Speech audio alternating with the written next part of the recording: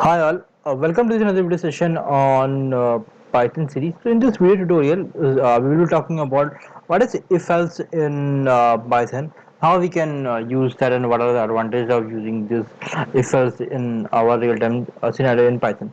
So what I will be doing here, I will be opening a text editor. So I'm using here VS Code, like, and it was a lecture 8, like we covered we covered upon, I think we covered upon dictionary, I think so. Yeah. Today video we will be covering upon if else. For that, let me create a new file. I'm creating a new file here, lecture9.py. I created a new file. Let me close these tabs so that I can get a uh, environment. I can get a space so that I can work on it.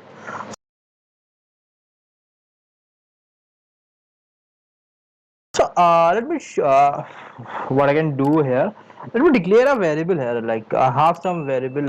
Sorry, I'm working in Python, so I will be using let's do as 25 and subscribe करें हमारे channel को और दबा दें bell button को and set it to all for full notifications.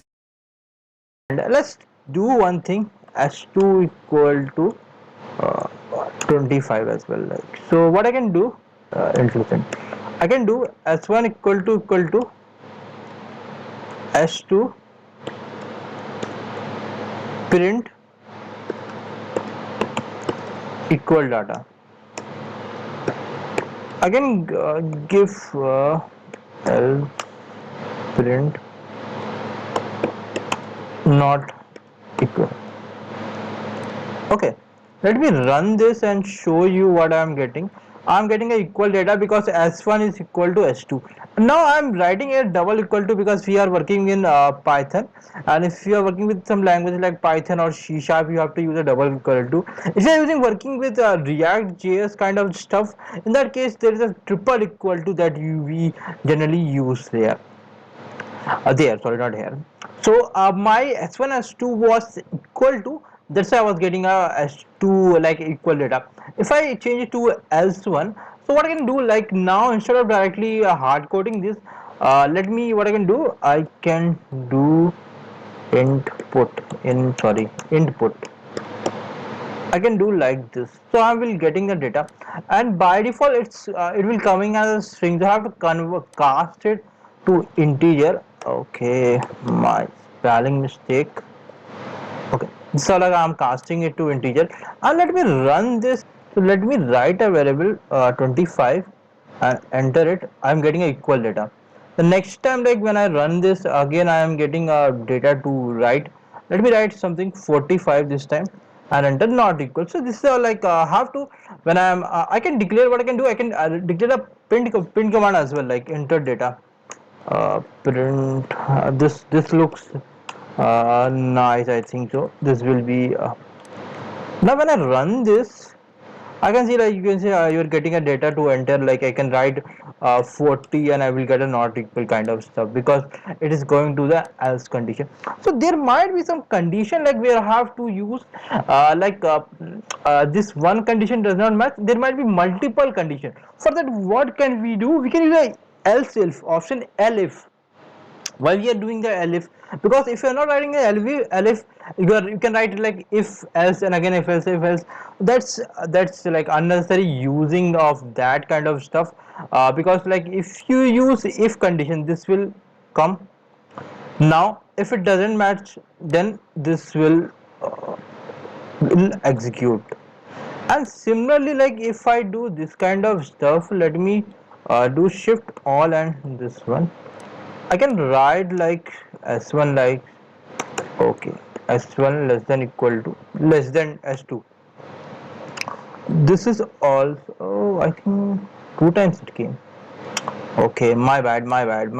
Two times it came. And let me remove unnecessary thing. Okay, okay, okay. So now I wrote like s1 double equal to s2 and s1 less than s2 and else condition. Now this else condition is matching with this f1. Now what will happen, like once like you enter a data like s1, it will check like s1 double equal to s2. If it is there, it will print the data. Again it will be checking like s1 less than s2. Why we are doing that? Because it's the next if statement. Like these two are chunk of blocks, block of chunks, and this is another block. Like so this will also execute and this will also execute. So what you can do, you can use what you can say, like a mediator elif. So this time when I am using a elif, so what will happen? It will check this command. If it is true, it will return it. It will not execute these as command, because it's the same chunk of code, same block of code, where like if you are adding second condition is elif, it's like a switch statement, like one case, second case, third case. Earlier what was there, it was a bunch of codes where one was if condition, another was another, it was an if condition. So like let's do one thing. Okay, enter our data. So let's me s1 is like let me write 22 here, not equal s2. Okay, okay, it's getting to not equal only. Let me change this here. Okay, okay, sorry, my logic is right. Now what I will do, I want like s2 should be greater than. So let me write, instead of 25, let's write 100. Get data. This is all like you can work with elif. It's very helpful. Like it's a very helpful command. Like you can use like if else. It's very helpful here in Python. Like so I would suggest you to use these things.